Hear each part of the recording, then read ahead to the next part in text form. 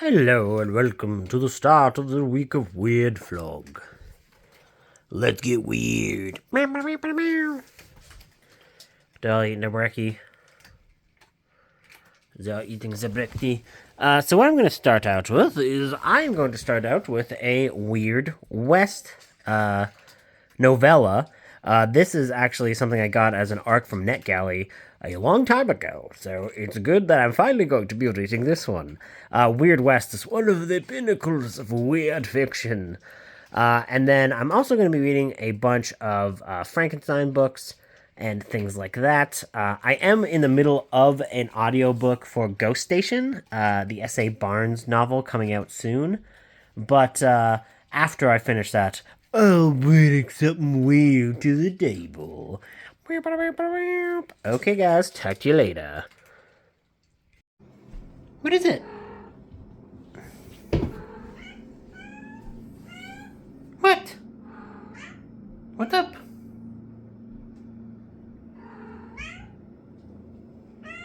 Of the Midnight Book Society, named after Are You Afraid of the Dark, very appropriate. We will be reading. Okay, so it is the next day. I did not read much of anything last night. I did get to 20% of this book, so I will definitely be finishing Hunger's As Old as the Land today. Really quite liking it. And then I need to read this Frankenstein Choose Your Own Adventure book so I can send it back to the library.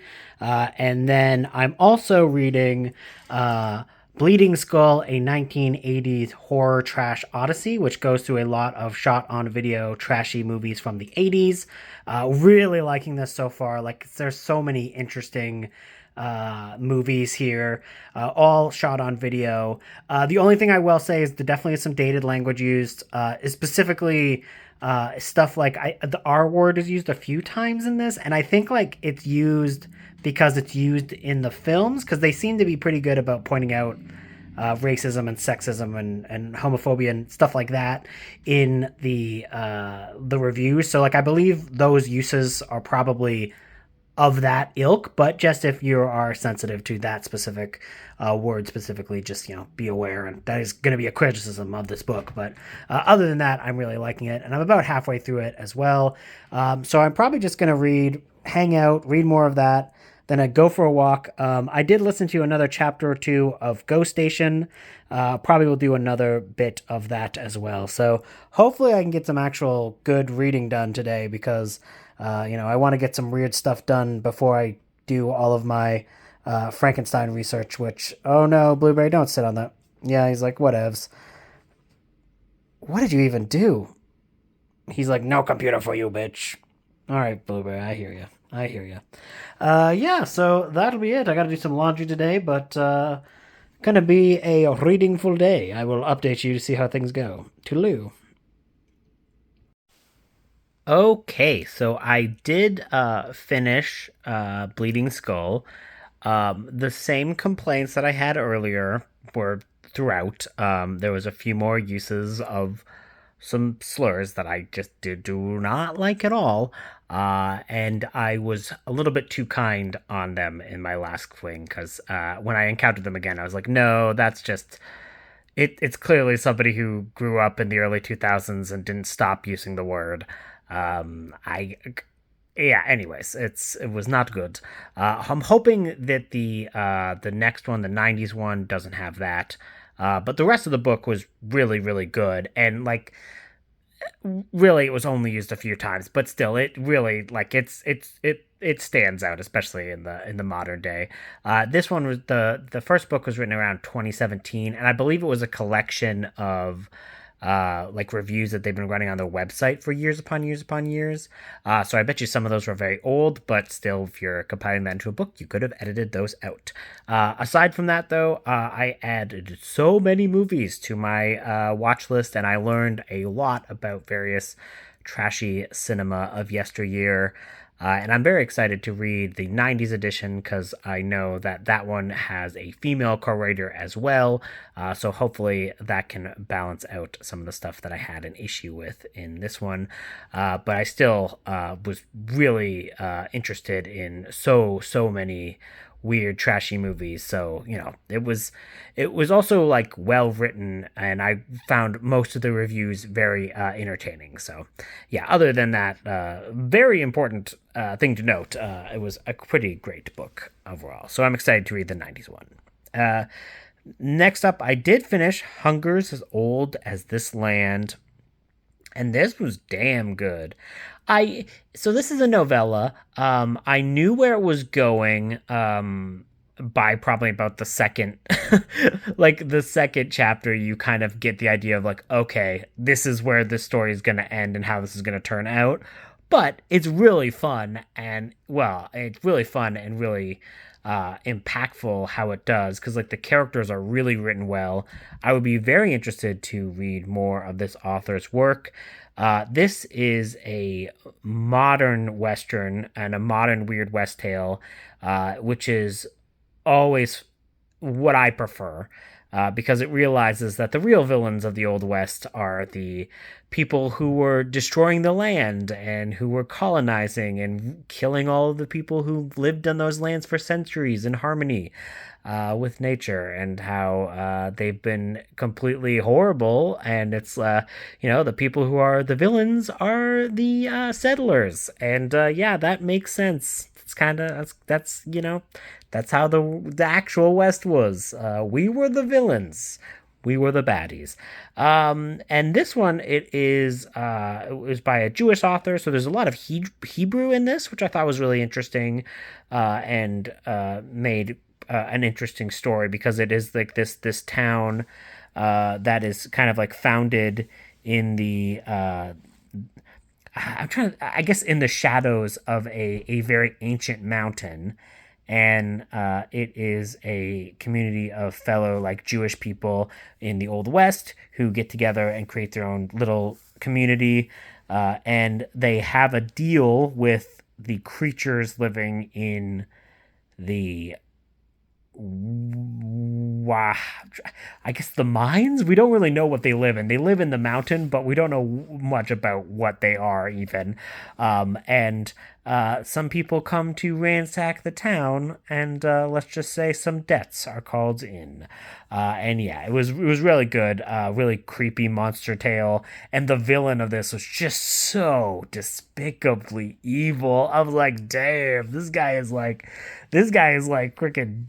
freaking Dorian from freaking Alien the Cold Forge levels of evil. Like, this dude don't fuck around. He's evil, evil. Uh, I ended up taking back the Frankenstein Choose Your Own Adventure book to the library, just because I was like, I'm not going to get enough time for it. Tomorrow, I'm going to be finishing my research for Frankenstein stuff, so I'm going to go through all the nonfiction books that I have, and not read any of them all together, but just kind of pick and choose, and get the rest of my notes, and read those books in full at a later date. And then I'm also just going to be briefly starting this tonight. Probably just read the first chapter of the Warhammer book. This is mainly just because I want to read a chapter before I go to bed on something. So yeah. All in all, a pretty successful reading day. I didn't realize how much more of Bleeding Skull I had to do, or else I would have got to Frankenstein. But yeah, I had a lot of that book to get to. Anyways, I will talk to you guys tomorrow, and have yourself a good night. Bye-bye. It is the next day, and you can tell Cloud's got his research face on. Look at this kitty. He's like, I'm going to research so much today. I'm going to do the most research ever. It might actually not take too long. There's a bunch of books that I gotta use, but. Skibampla. Oh, look at Blueberry, looking beautiful. And little Moose. Hello, Moose. Look at my face. Moose, look at my face. Hello, Moose. Thank you for looking at my face. So today, I am going to finish up my Frankenstein research, which is gonna read the elements about the original Frankenstein in regards to classic of the horror film. I have 2 Boris Karloff biographies that I'm going to kind of look at both, just so I can kind of like have a confirmation of both sources there. I'm going to read a little bit of Frankenstein, a cultural history, and that should be the end of my normal research. I'm going to try to get one of read the novella of Bride of Frankenstein as well as there is a short story I want to do because one of the Week of Weird prompts is to read a short story, a weird short story that takes place before the 1960s. So this is And the Darkness Falls, a horror anthology that was actually edited by Boris Karloff. And yeah, I recently bought this because I'm a person who makes good decisions. And you might be like, well, it sounds like a good decision. You bought it because of this? I'm like, no, I bought it because I read a book. And in that book, Forrest J. Ackerman, when he first met Boris Karloff, he got this book signed by him. That's the reason why I bought it.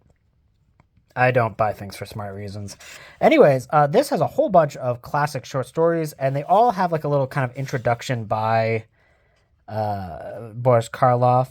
And there's like quite a bit of very famous authors. Like this is a pretty big volume, and these are all supposed to be kind of Boris Karloff's favorite horror short stories. So I think I'm going to try to read The Thing at the Doorstep, the H.P. Lovecraft one, just because I know for sure that's a weird tale. And I also want to know if Boris Karloff chose one of the racist ones. And I'm like, oh, please, Mr. Karloff, don't have done it. But I don't know. Be able to see. And then once I finish that, I'm going to have to like start to reorganize things because this top of this cart is kind of falling apart. And I think I'm going to try and do a little bit of an unhaul and clean some stuff up. And Claude is going to be doing Claude things. So we'll see how today goes. Come on, Claude, do the jump. Oh, he did the jump. He did the jump. Good boa. Good jumpy boa. Already, this book doesn't have a lot in the ways of getting like creative information that I didn't have, but it was more than worth it to pick it up because look at the beautiful images, man. Like, I really think that like sets the stage because that's the Bride of Frankenstein, beautiful laboratory, and it looks so amazing just having that in black and white. I kind of want to just put that and frame that and put it on my wall, but yeah. And also, this one is great as well from the original with Fritz going down the stairs. I love these sets. So yeah, this was definitely worth it to read for that. I don't think I'm going to get a lot of actual new information from it, though. But the frickin', oh, they're so good looking. So today has taken an interesting turn. First off, this book is fantastic already. I found out that it's actually impossible to date back the name Karloff to his mother's maiden name history. Like the researcher was going back and they could not find anyone by the name of Karloff. There was a person named Ko Alof that was a friend with his mother, and maybe that is where he got the name Karloff from, and he was just kind of misremembering it. Or maybe there was back or farther in the history somebody by the name, but they could not actually back up that commonly held story where he says that he got the last name Karloff from his mother's history. Even more kind of wild is I currently live in a place called Regina, Saskatchewan. And so did Boris Karloff for a while in the 1912s. He was here when the 1912 tornado happened, which kind of tore apart the city. There's like a mural to it, and I will show you that in a little bit. And then there's also a lake that it says they were all at, which is Wascana Lake, which is where I regularly do a walk around the man-made lake. So I'm like, that's absolutely wild. And yeah, he like he was finally getting started in doing plays before the tornado happened, and it completely destroyed his burgeoning stage career in Regina because he had to move on because they didn't have like any interest in the theater anymore after the horrible tornado that tore apart the town. And yeah, he had to work to kind of like help to clear out all of the rubble for a while just to eat before eventually moving on. But I'm going to go visit the Regina archives because they have some stuff about his time here in there. So I'm going to go do that. Toodaloo. Here is the memorial and mural that's representing the tornado in 1912, which Karloff was there for. That's pretty cool. That's a good mural too. If you can't see, it's like has like a little element that is 3D. Very, very cool.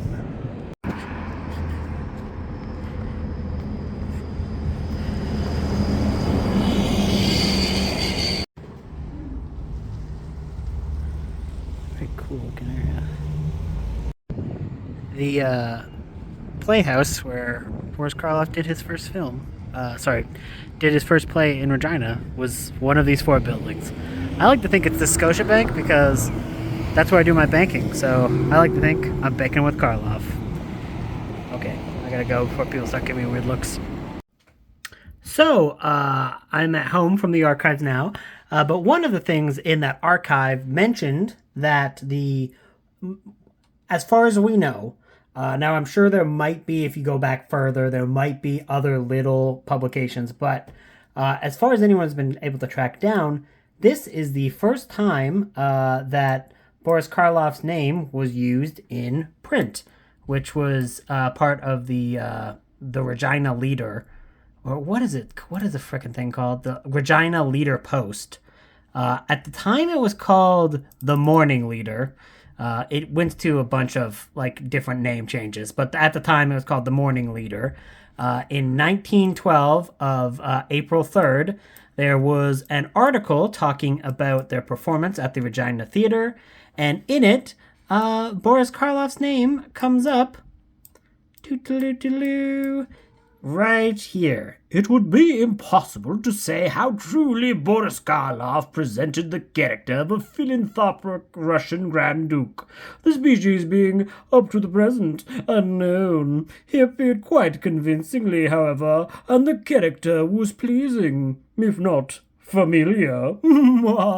And that is considered, as far as anyone's been able to find, the very first time that Boris Karloff's name was mentioned in print under his stage name. In the early years, like birth announcements and stuff like that, his original name would be present, but as soon as he changed it to Boris Karloff for the stage, this is believed to be the very first appearance of that name in print, one that would go on for infamy more than 19 years later. But it all started in Regina, the place that I'm living right now, and that's pretty cool. I love it. I love it. I wish I was reading old microfiche. It's much more fun to read old microfiche, but it's much easier to read archive PDFs. But you know, c'est la vie, c'est la vie. Now back to the things I was doing before I got on this weird tangent. Currently doing sprints for my patrons, and I was reading this a little bit to just see if there was any extra information I would glean from this. Now, which is really funny is that this one, I think both of these books, you can tell were definitely written near the time of his death, and they were very much dependent on stories that Karloff himself told. And as such, not all of the information is accurate because he was a very private man, and not all of his recollections are the truth. And they kind of leave out things like he had wives during this time that didn't work out, and other stories that were probably a little bit too salacious for him to tell the press at the time. And not salacious in a bad way, just like he was in and out of marriages and stuff like that. But it was not anything he was interested in divulging to the public. And as such, for many years, it was kind of not known about that until like marriage records and other things like that appeared. And all of that stuff would be after these books were written. This one, even though not all the information is like fully up to snuff, it does kind of just off quote the exact same thing that they always do about where the name Karloff came from. But this is written in a very fun way, and it has like a little bit more character to it. Like it kind of like weaves a narrative throughout it a little bit. And I don't know. It's kind of like a little bit more flowery, a little bit more like reads like almost like you know, more like a dramatization than anything else. So I'm definitely going to read this, but it's not going to be anything I'm going to be read too much more of for this, and I probably will not even cite it in my sources because there was nothing really new in here. But it seems like a really fun book to actually read, even if it is not the most accurate. So definitely, definitely going to read this in the future, but not for a research project. Okay, went through the first few chapters of this. And yeah, no, this has a lot of great photographs in it.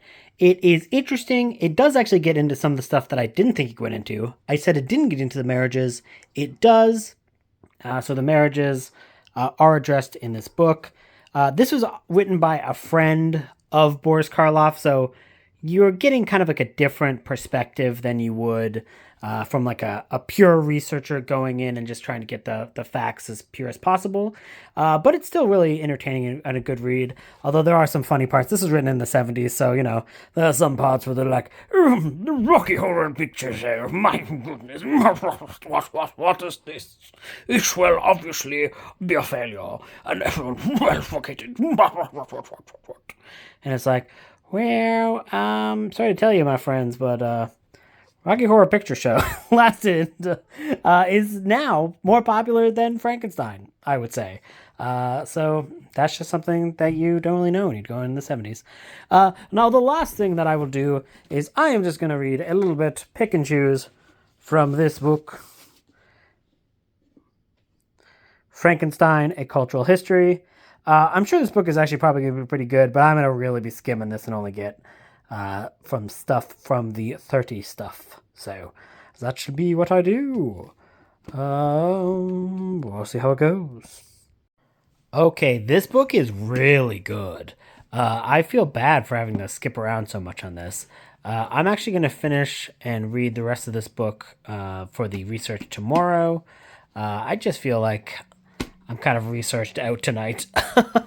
So I will do that, and then I will do the Bride of Frankenstein short story, and then I'll also do the short story for that collection, that the Boris Karloff collection as well.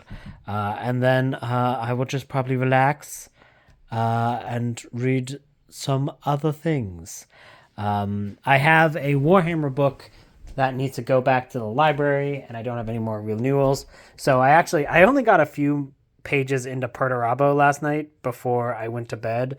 So instead I'm going to start Corax, which is actually one of my favorite Primarchs. So I'm excited to get to this. But yeah, I'm going to read this one ASAP because it's got to go back to the library soon. So I'm like, oh crap, better get to it. And I don't have any renewals. And then I also got to do the same for Angron. So this will what I'll be reading the rest of the night. I probably will not be reading too much. My last sprint is just ending now. Pretty productive day. Interesting to say, though, that I didn't technically get anything read, any books read, but there was a lot of information gleaned. So I will talk to you and see what else happens. Good night. Oh, also, I don't think I showed this off, but I did actually get to get one of the Dark Horse Press really hard to find Universal Horror Monster books, and it is the Frankenstein one, which is awesome. This came on Thrift Books for actually a reasonable price, which is really rare for these bastards. So now I have two of these. I have the Dracula one and the Frankenstein one. The ones that I really want to get as well is there's a Bride of Frankenstein one that I want to get, and I tentatively want to read The Creature from the Black Lagoon one because I love The Creature from the Black Lagoon, but I also know that book is supposed to be kind of terrible. So we'll see. If I find it for cheap, I will. I guess I'm kind of also interested in the Mummy one because that one's weird and there's not a lot of Universal Mummy fiction. But regardless, I got another one of these down. All of these are actually kind of archived on archive.org. It's a very rudimentary ebooks. Somebody is just like literally the ebook is just like this, like someone taking this photo, and then it's like that for like 100 pages. So it's not like an officially done ebook. It's literally someone just take a bunch of pictures, but you could read the whole book like that. So anyways, these are annoying to find. As is with most Dark Horse Press stuff from this time, because there was like a bunch of Predator books that were like impossible to find that were Dark Horse Press. So I don't know if they had really limited print runs or what, but very excited to have found this.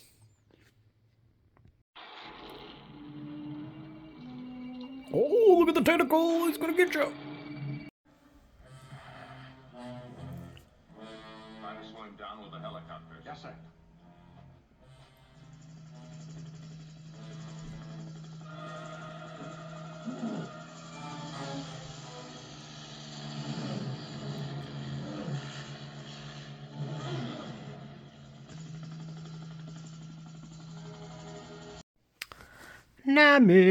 Nami, the beautifulest girl in the whole wide world.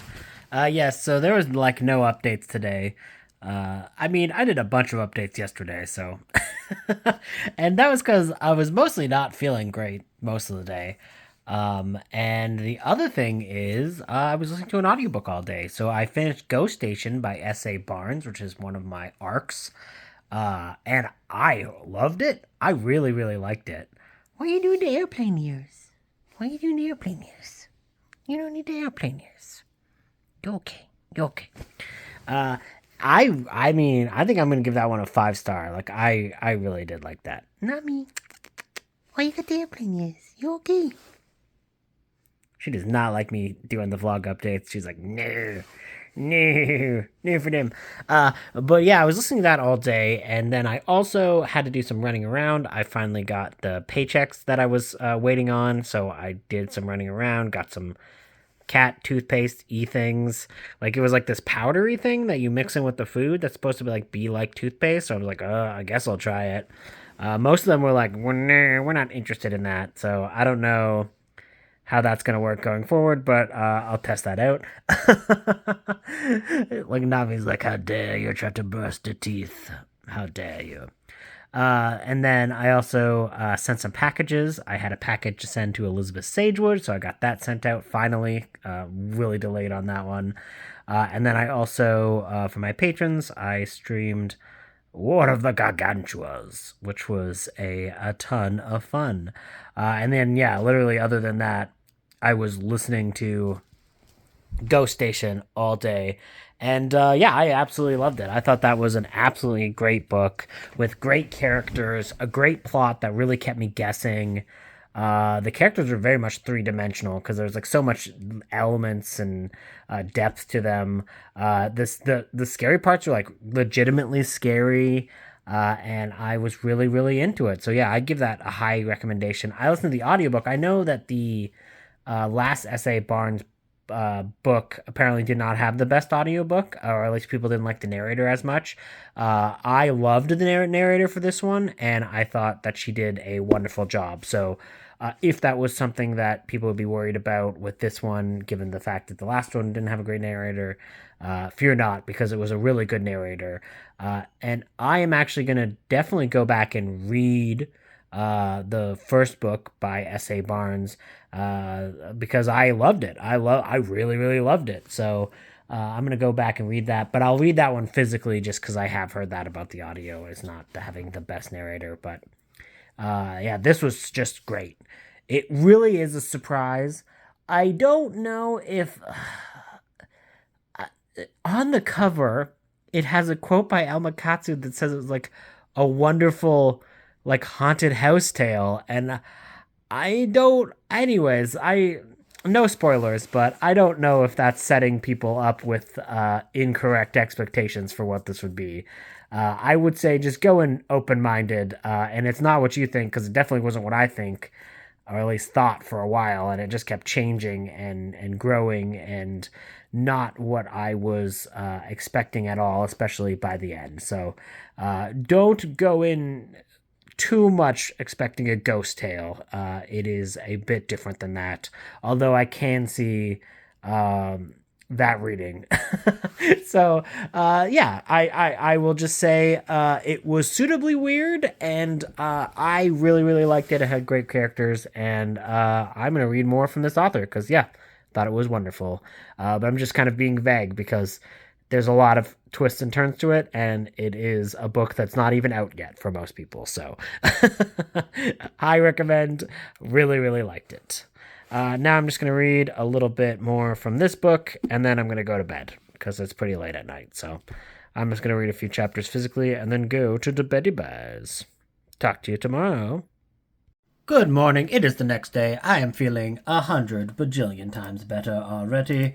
And I did just complete my purchase for the old school April merch, so I finally bought those. I bought myself a shirt and a sticker. And then while I was on Etsy, I was like, ooh, I'm going to buy some other stickers. So I bought this sticker, which is this was a Warhammer sticker, and it's Eternal War on Transphobes. It's like, hell yeah. Hell yeah.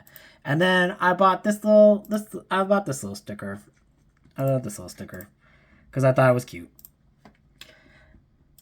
Mainly I bought these because, one, they're very cute, and two, there's shitty people in the Warhammer fandom, like there are in all fandoms. And I also bought the RoboCop 2 novelization by Ed Naha. I was originally there was like a listing for RoboCop 1 and 2 novelizations, but it sold out really quick. But then I actually bought the last copy of this one, and it was from World of Books, which sometimes is a crapshoot, but it usually gets you the actual book you want. So, Claude is just eating, having some chow chow times. I'm gonna just kind of relax and read a bit of today.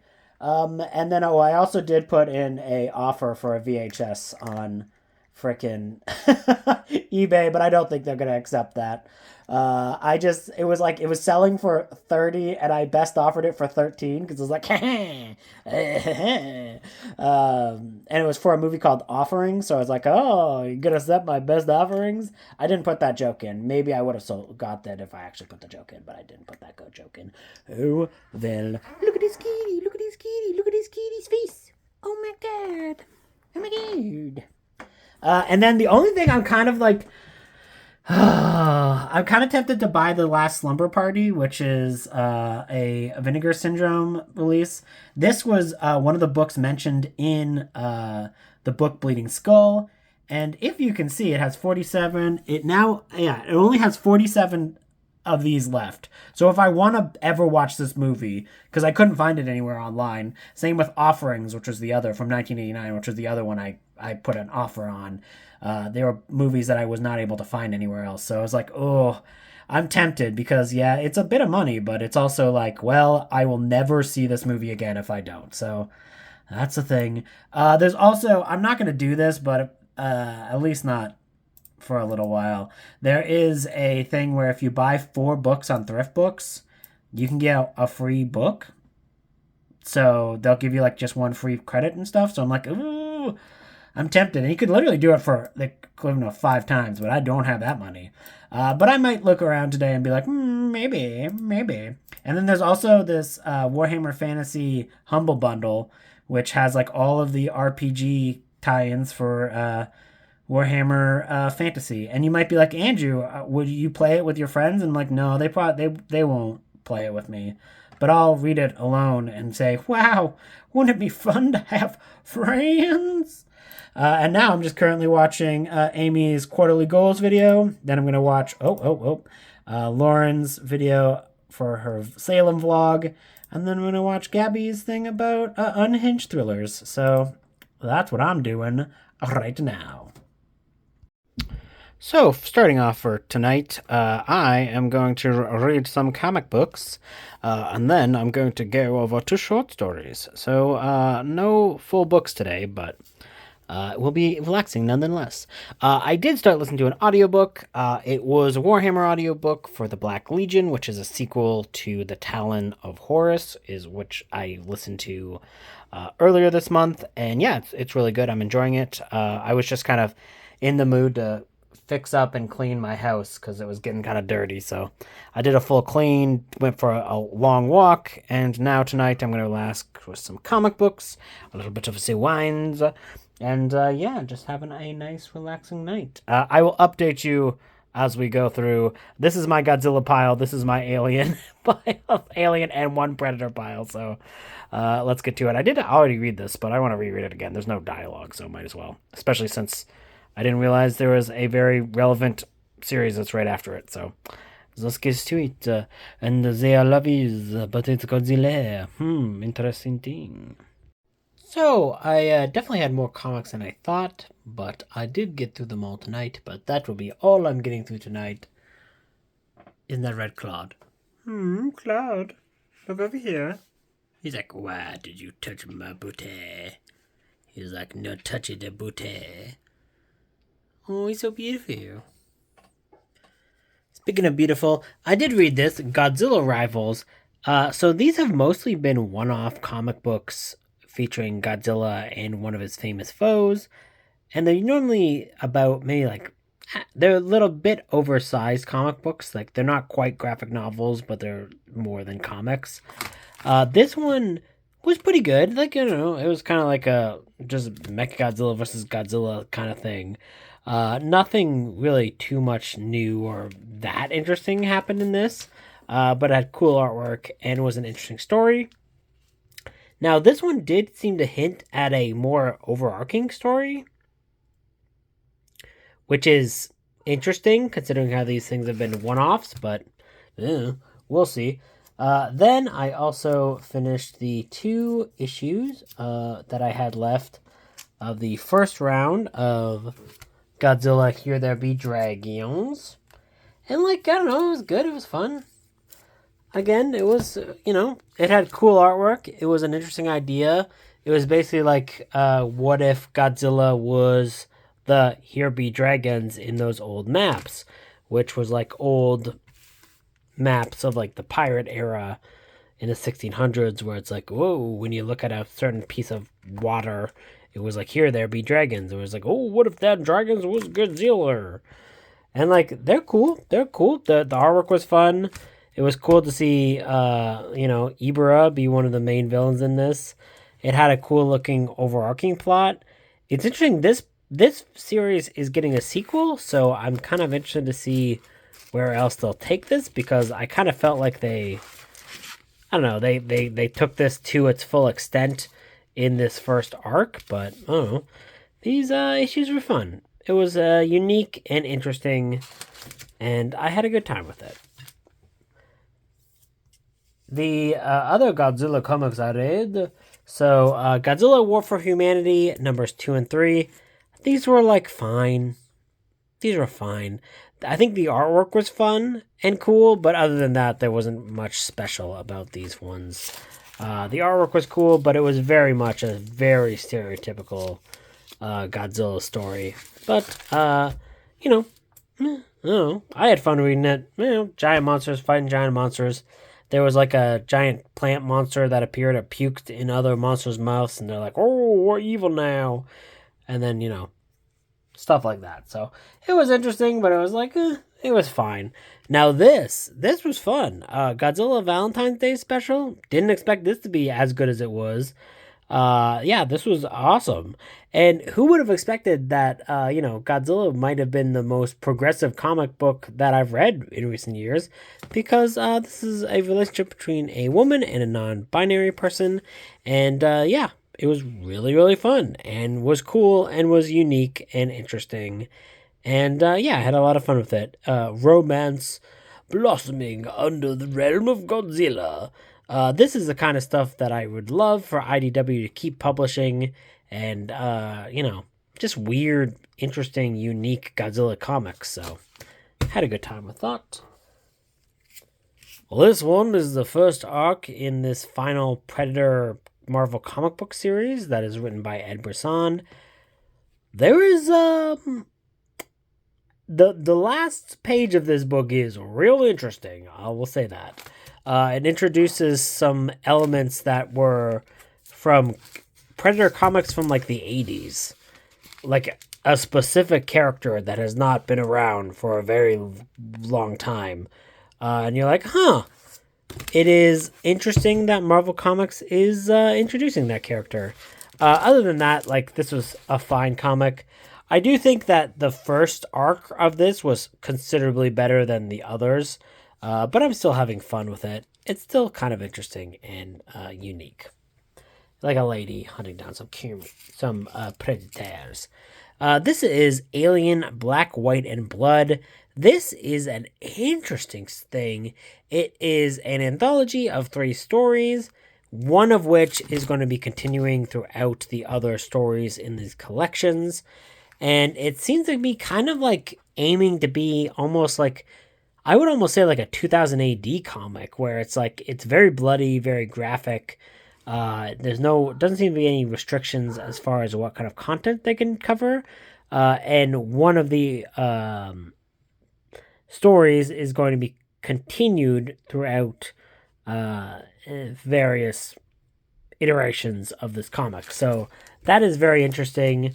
A almost anthology alien comic that has a lot in common with our vintage UK comics. So that's interesting.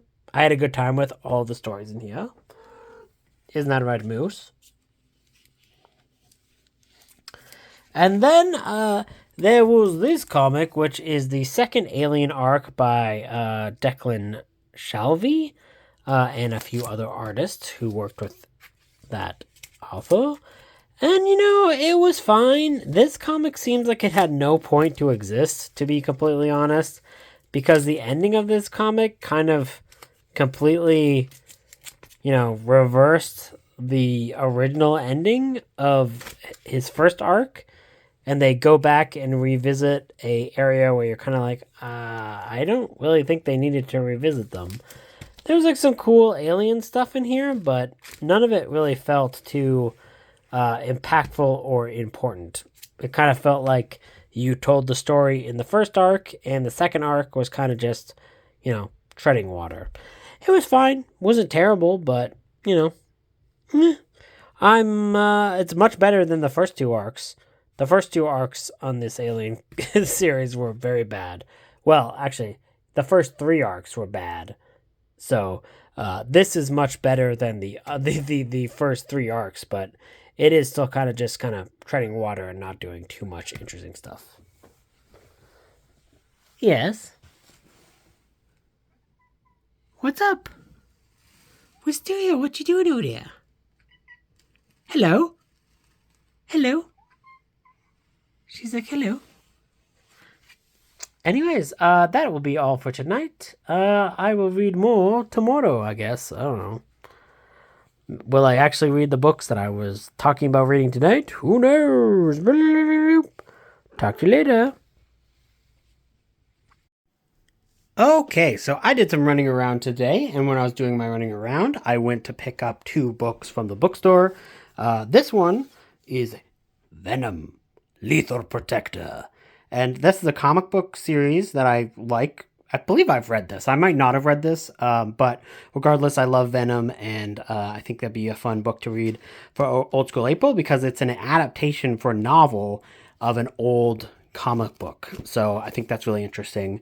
And then, of course, a good old Warhammer book because, of course, this one's a shorty boy, but this is Cypher, Lord of the Fallen. And I don't know. I don't know much about this character, so I'm interested to read more about them. I also, because there's things on sale, these 2 things were on sale. So these are actually more copies of Doze Boys. And what I'm going to do is I'm going to make those. This shelf is going to go somewhere else. And I'm going to do another line of these guys here. And then what I'm going to do is I'm going to take all of this stuff off of here. And this is going to become a different shelf. And this is going to be going here. Well, actually, no, that's not true. Because I think this is a good spot for this. So I'm not going to move this just because the cats need a little jump up spot. But all this is going to be shelved on that stuff. And then I'm going to kind of completely reorganize my bookshelf. My father's coming in a few weeks.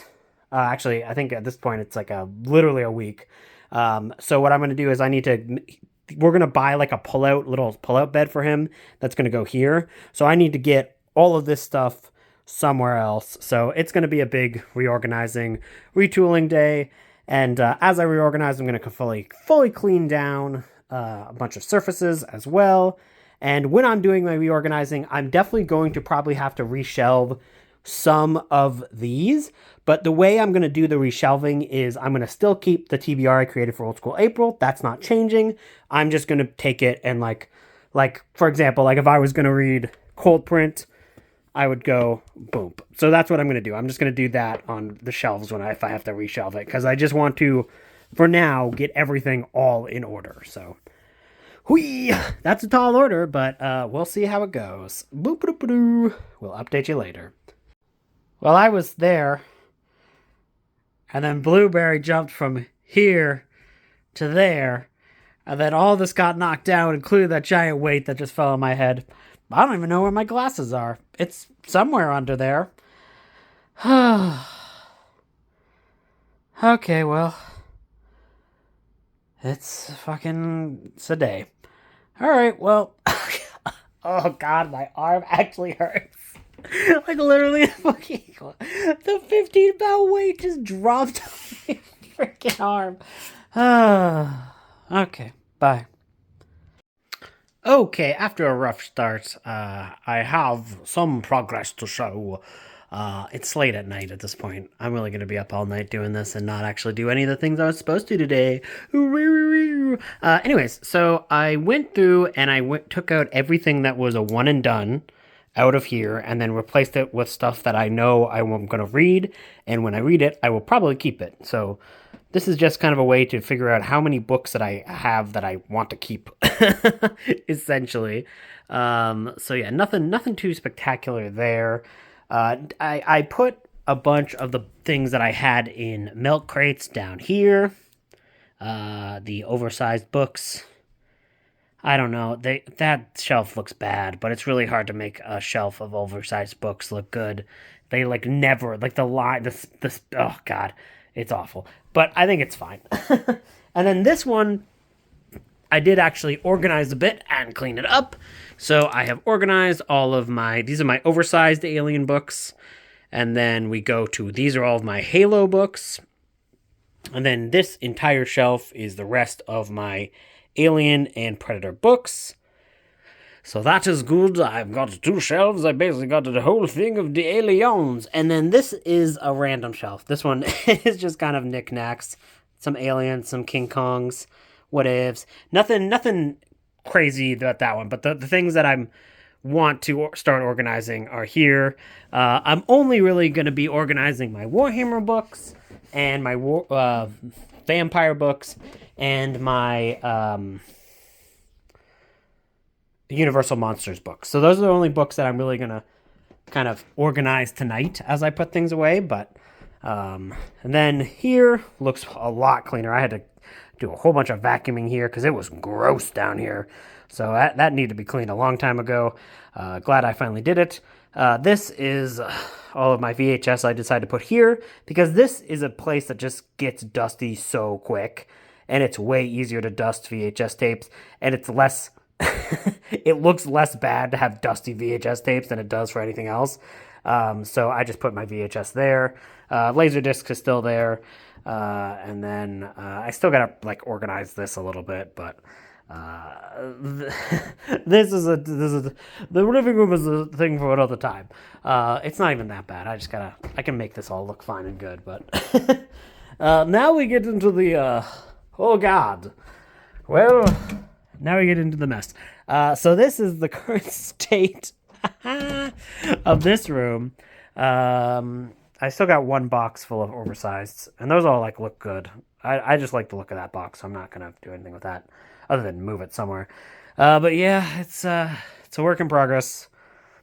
It's a work in progress. I did figure out a solution. I had a little thing that I could stick in one of these. So these are actually bookshelves again. Thank God. These are where I put my the DVDs that couldn't fit on the other shelf. And then there's one more in there, and then right down at the bottom of shelf there is thing. Despite Blueberry almost killing me today, I did get all these done. Now, these were actually, oh my god, before Blueberry did his attack, these were actually in a very nice chronological order, but I just was like, no, I must put them back. I must put them back. So yeah, so now I'm going to organize. This is going to be my one and done shelf. So once I make that, I can organize everything else. And it shouldn't be too crazy tonight. I'm going to do, this shelf is going to be all of my Universal Monsters books in there. And then going down to like vampires and that kind of stuff. Not sure what other shelf I think I might turn this shelf into my other Warhammer shelf. And then that'll be like about all that I'm doing as far as messing with things. I have to do something with that shelf though. This shelf might go in the other room. Now I'm thinking about it. That might be the only place to put it. And actually, realistically, what I should do is I should take the one and done shelf, put that in there, put the one and dones on display there, and then keep this thing, put that thing there, and put this one beside there, and then there's the two Warhammer shelves are right beside each other. Okay, let's get to Rick. Okay, after a lot longer than I thought. Oh god, I didn't get any of the stuff I needed to get read tonight, but that's fine.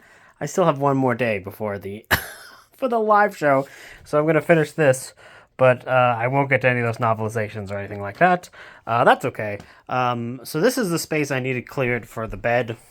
He's gonna have like a fold-out bed kind of thing that's gonna go away when he's not here. But so that'll be in this area. I just need to make the space.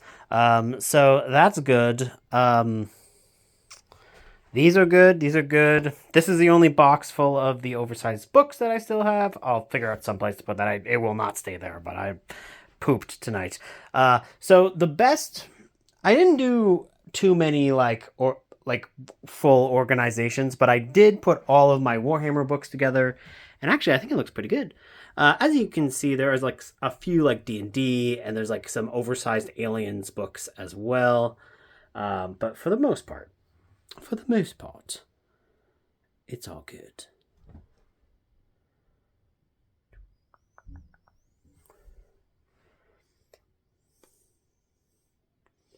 I actually think they all look pretty good all set together. It doesn't fill quite the entire shelf. It probably will, though, by the end of this year, because I keep buying them, but yeah. So there's like some bric-a-brac and some Star Wars and some randos in the back, but yeah, so that one is the one that I organized. I didn't really touch these very much. I like anytime I cleared out a full shelf, I would then clean it and dust it off and all that stuff, but I didn't do like a full dusting for everything because I obviously didn't take everything off. But I would say I cleaned about half of my bookshelves. So these ones I've been kind of not really much of there, and this is where I decided to put my like my vampire and my Universal Monsters stuff. Not as easily visible right now because it's the nighttime, but yeah, so I got all that there, and I actually have 2.5 free shelves now, so it was a success all around. Here's Loomis being like, you are doing stupid things all day, and you are not petting me constantly. I cannot believe it. Moosey Goosey. The only thing I'm worried about is this now, that like Blueberry will launch off and it'll be like, and everything will explode. So they will continue to be locked out of this room at night at least until these guys are gone. Just because I don't trust you. I love you, but I don't trust you. Loomis is like liking this spot though. That's good. One of the nice things about whenever I upgrade things is like more vertical spaces for the cats. So I will show you what I did with my the shelves that are like the shelf that's like just a read once and then you're done. And it kind of actually looks like a classier shelf. Because there are things like Steinbeck on there and like history books that I'm like, oh yeah, I'll read them once and then I'll just donate them. But and of course my cowboy smut. But yeah, it ended up looking pretty good. So yeah, I'm happy. I think out of all the shelves, this one looks the best. Even though, yeah, I was configuring things and I was like, oh, yeah, well, I actually missed one Halo book and it didn't fit in there and it wouldn't have fit in here. So, oh well. But everything else is good. And yeah, so now I'm gonna. It's 11 p.m., so I'm gonna have my supper, which I just skipped because I got into a working mode. And then I guess I might read like a chapter of Korax. That's probably all I'm gonna do tonight. Because I am exhausted.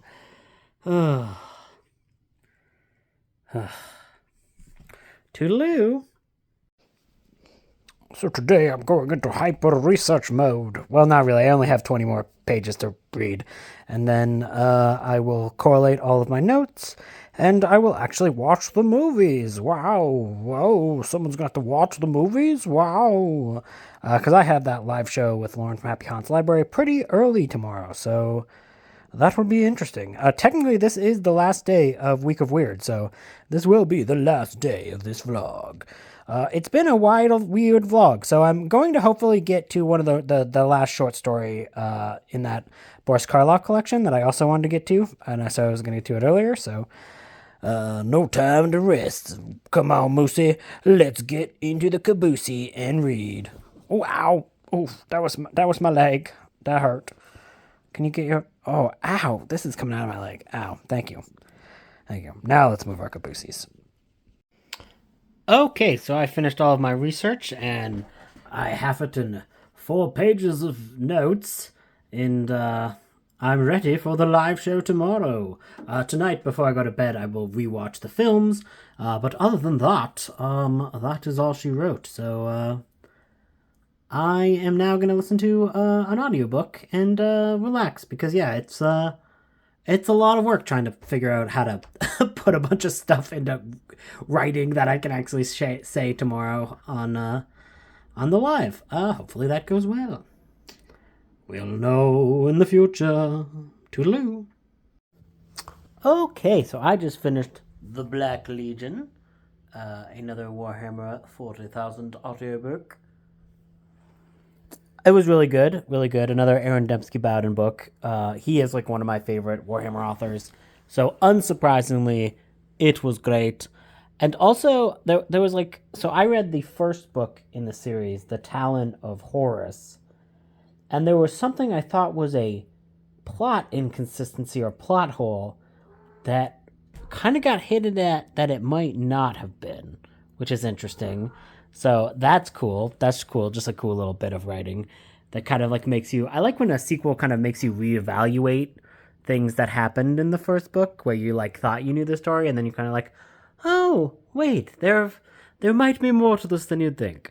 And yes, unfortunately, that will be my last Week of Weird book. And it was quite weird. I don't know why I was like, oh, does this count as weird? When like characters are literally like half of that book takes place in like the Warp, which is just like this demon-infested hellhole that is formed from emotions. Like, they were going through a planet that was just like made like the physical manifestation of everyone's suffering, which is obviously weird.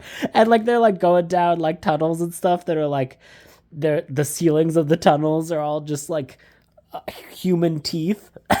And so it's like, yeah, there's a lot of weird like Lovecraftian twisty turny weirdness in those series. So not every Warhammer book is like that, but this one definitely was quite weird. So I'm not super bummed that I didn't get to more, although I do kind of wish I had gotten to one of those two Arkham Horror arcs that I had, but alas.